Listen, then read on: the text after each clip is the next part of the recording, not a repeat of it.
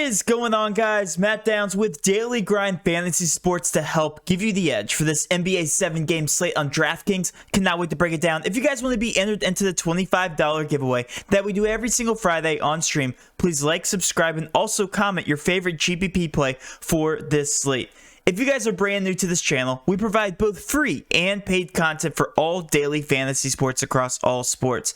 If you could please show your support by hitting that subscribe button, notification bell, and of course smashing that like button for all of our future NBA content. If you would like to know more about becoming a better DFS player and taking down that big GPP, head over to www.patreon.com/DGFantasy for more information. On Patreon, we give advanced cheat sheets for all DFS sports on DraftKings. These cheat sheets include updated projections, ownership, and our overall favorite plays from slate to slate. We take it a step further by teaching you how to play fantasy sports like a shark, by showing you where the best leverage spots are to put you in the best spots to take down tourneys. Also included is our private Discord chat where you get to talk over the slate with everyone, including our coaches, to help build your lineups. Now let's go ahead and finally dive right into this NBA 7-game slate, and wow.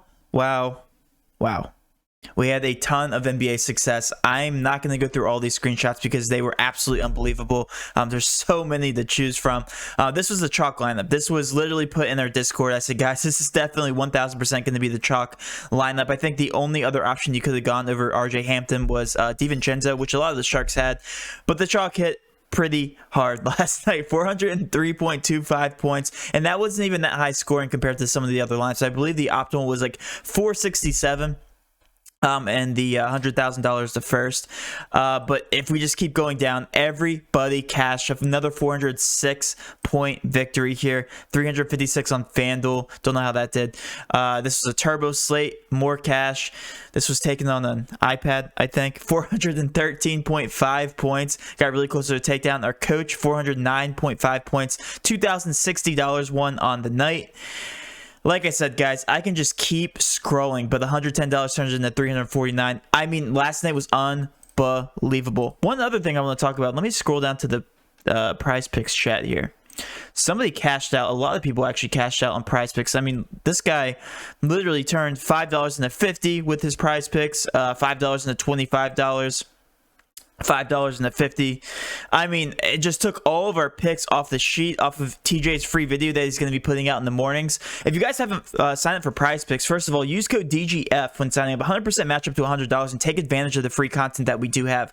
We also post premium Prize Picks where it shows the percentage chance a certain player is going to go over or under. My free pick yesterday based on our models was RJ Hampton over 23. It got bumped up throughout the day all the way up to 28, and he still hit the over of 28. So if you guys took that free pick, you cashed out. I posted that to Twitter. I posted that on our community post. If you guys see that community post, so you get a little notification at the top if you guys subscribe to us. But so much free content out there, so many ways to win here at Daily Grind Fantasy. Let's focus on this NBA slate now. We have a very straightforward picture as of right now, with Charlotte missing a lot of guys, Dallas missing a lot of guys, Detroit, and then I'm not even going to say the Washington Wizards. I'm just going to say Russell Westbrook at this point. They just refuse to increase his price tag. I don't understand, but let's jump into it here.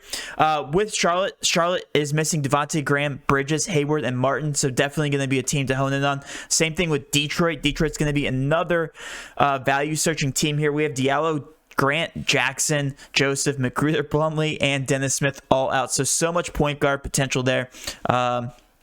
In terms of minutes and upside, we also have Dallas to look at with Kleber, Porzingis, and Terry officially out. So another team we want to talk about. And like I said, technically Washington is missing Hachimura, but knowing the injury reports and knowing the people that are out for each team usually identifies the chalk and where the general direction of the slate is going to go. So let's go ahead and start out by talking about Detroit, because they will draw a ton of the chalk options against Memphis. They are technically in a pace-up spot, projected to score 107 points, I believe, in their last matchup. They were only projected to score 104, so technically a slight pace-up spot here, even with this decimated roster. Let's talk about all the value plays here, starting at the top, and we do have ownership projections for you guys this morning. So technically, Demboye is going to be the highest owned from this Detroit roster. When we take Corey Joseph, Plumlee, McGruder, Grant, Smith, Jackson, Antelo, Diallo off the court. Demboye averages 0.74 fantasy points per minute, but the one thing with Demboye is he's projected 33 minutes. When you turn that into a value, he comes out to 24.42 in terms of a projection and a 7 point per dollar value. So I do like Demboye. Yes, he's not the most efficient player on the floor, but 33 minutes, high upside there for a bottom of the barrel price tag. Next in line is going to be Frank Jackson at 5.1K. When we take everybody off the court there, we're talking about a point guard that's averaging 0.8487 fantasy points per minute and a 25.2% usage rate. When you compute that to the value, projected in 35 minutes, he comes out to a 30.45 projection and a 6 point per dollar value. So another player with high upside. I do like him since he's going to have the ball in his hands the majority of the game. We are expecting him to start, and he's the second highest owned guy here on this roster. Sabin Lee is next in line at a 3.4K price tag, bottom of the barrel price tag there for Sabin Lee. When we look at that in terms of a fantasy point per minute projection, 0.92 fantasy points per minute. However, Sabin Lee, not that high of a usage player, so definitely just more of a GPP option. When you're talking about cash, my two favorite options by far are going to be Demboye and Jackson. I do like Sabin Lee. I like Saddiq Bey. I like Isaiah Stewart in terms of GPPs, but when you're talking about cash viable players, it's going to be just Demboye and Frank Jackson for cash. That being said, Saddiq Bey, if you guys actually take these guys off the court, Saddiq Bey averages 1.22 fantasy points per minute. Keep in mind, this is only in the 108 minutes of sample size, so take that with a grain of salt, but he's very efficient.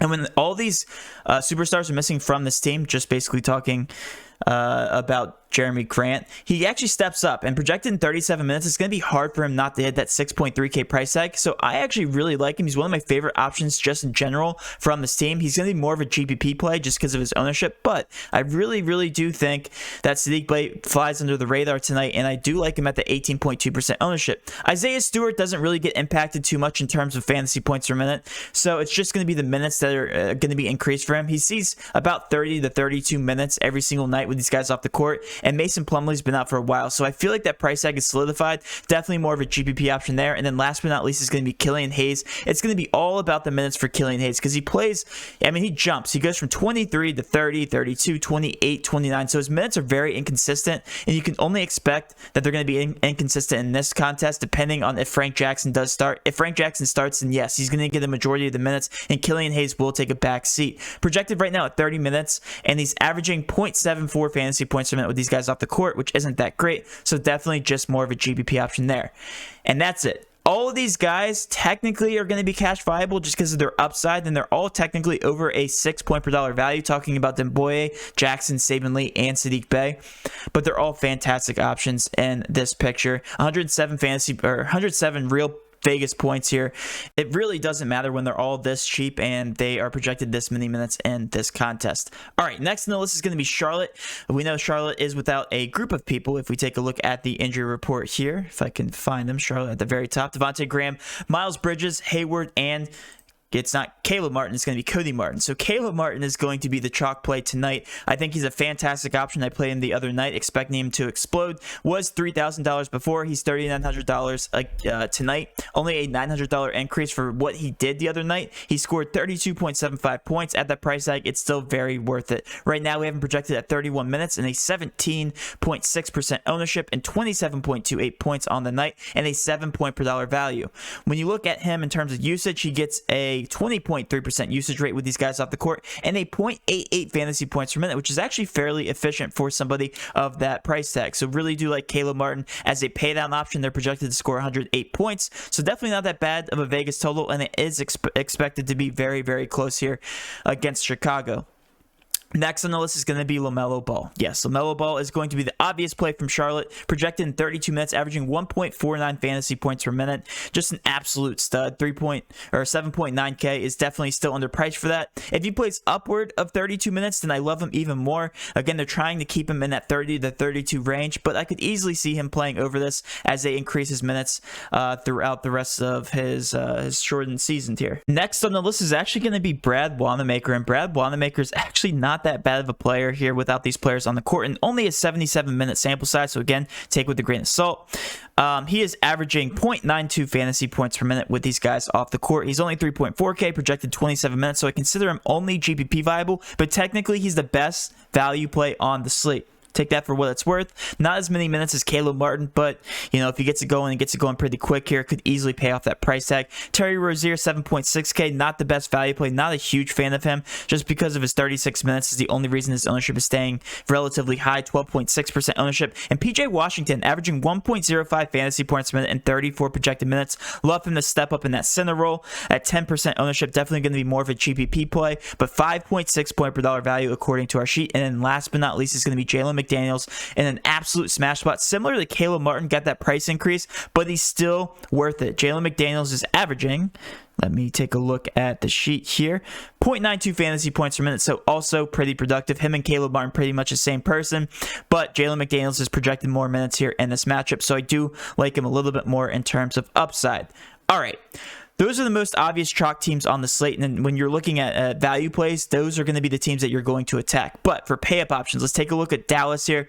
Without Porzingis, without Kleber, and Terry, Doncic is going to be an obvious pay-up option on the slate. He's actually not carrying that high of ownership because we'll talk about another pay-up option here soon. But he's averaging a 36.5% usage rate and a 1.57 fantasy point per minute. For Luka, it's all about the pace here in this matchup against Brooklyn. Right now, they're projected a 234, so I'm very bullish on the upside just in general of this team. So Luka carrying 23.6% ownership is definitely cash viable.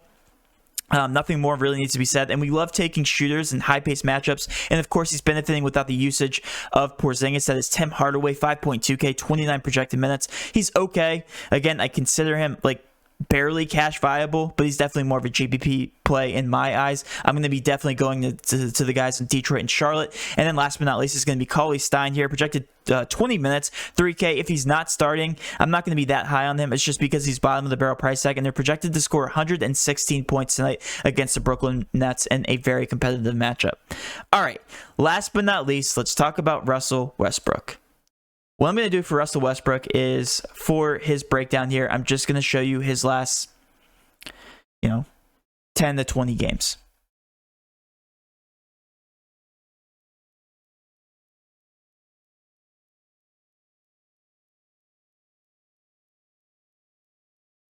All right.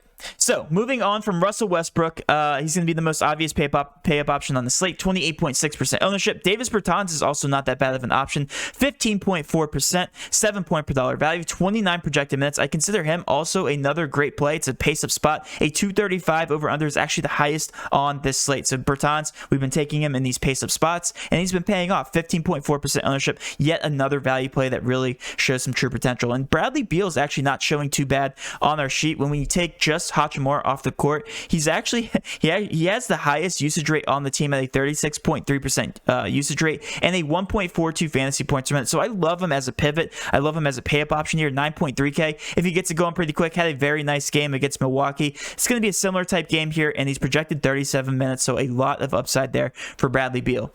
And just like that, guys, that will wrap up my breakdown. Hopefully you did enjoy this content. If you did, please do hit that subscription button, notification bell, and of course smash that like button for all of our future NBA content. With all that being said, have a great rest of your day, and let's cash.